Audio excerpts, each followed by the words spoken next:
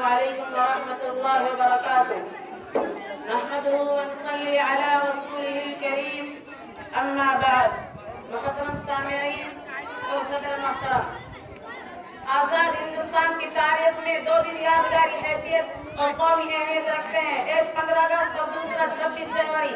15 اگست کو ہندوستان آزاد ہوا اور 26 جنوری کو ہندوستان جمہوریت بنا۔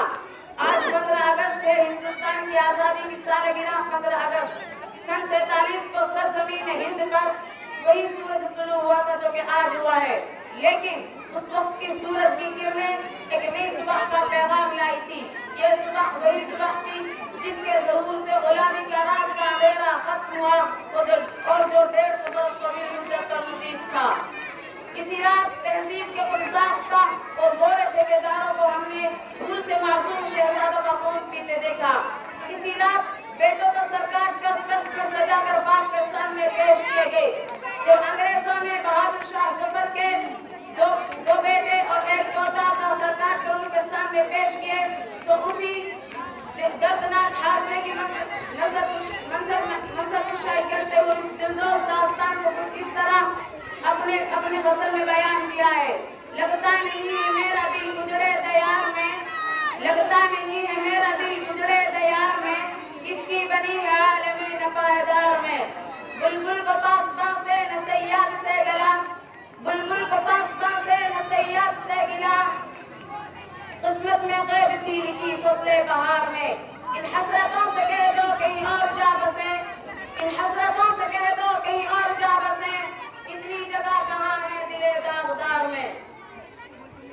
ایک شاخ گل پہ بیٹھ کے بلبل تھی شادماں، ایک شاخ گل پہ بیٹھ کے بلبل تھی شادماں، کانٹے بچھا دیے ہیں دل لال آثار میں۔ عمر دراز مانگ کر لائے تھے 4 دن، 2 آرزو میں کٹ گئے 2 انتظار میں۔ دن زندگی کے ختم ہوئے شام ہو گئی، دن زندگی کے ختم ہوئے شام ہو گئی، پھیلا کے پاس سوئیں گے کنج مزار میں۔ کتنا بد نصیب ہے ظفر دفن کے لیے، کتنا بد نصیب ہے ظفر دفن کے لیے، 2 کی زمین بھی مل نہ سکی کوئی یار میں۔ اسی بھیانک رات میں ہنرمند اور استاد کاریگروں کے ہاتھ شل ہوئے اور انگوٹھے قطع کیے گئے، کسانوں کی زمینیں چھین لی گئی، انہیں در بدر کی ٹھوکریں کھانے کے لیے چھوڑ دیا گیا۔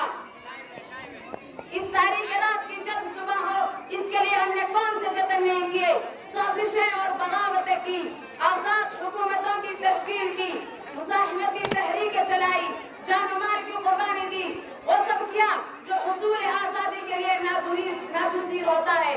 لیکن جب اس بھیانک رات کی صبح ہوئی تو جس خون نے جلیانوالہ باغ کی مٹی کو شفق کی سرخی سے ہمہنا کر دیا تھا، اس کی لالی رخصت ہو چکی تھی، وطن کا اتحاد پارا پارا تھا، امن و سکون غارت ہو چکا تھا، گلشن تاراج تھا، پھولوں کی پتیاں اور پکڑیاں بکھری تھی، بلبلیں کہیں دکھائی نہیں دیتی تھی۔ یہ بات فطرت انسانیت کے خلاف نہیں۔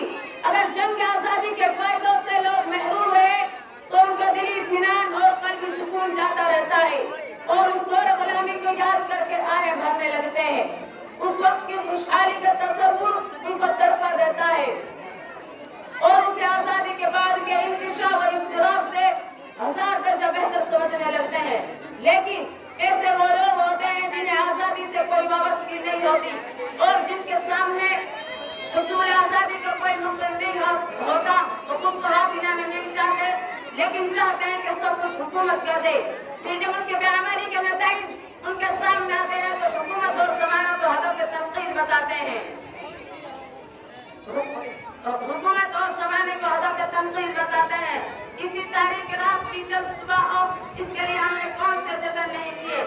طریقہ یہ ہے کہ آزادی بجائے خود کوئی مقصد نہیں ہوتی بلکہ ذریعہ ہوتی ہے۔ آزادی کے معنی قاعدے، قوانین اور پابندیوں سے آزادی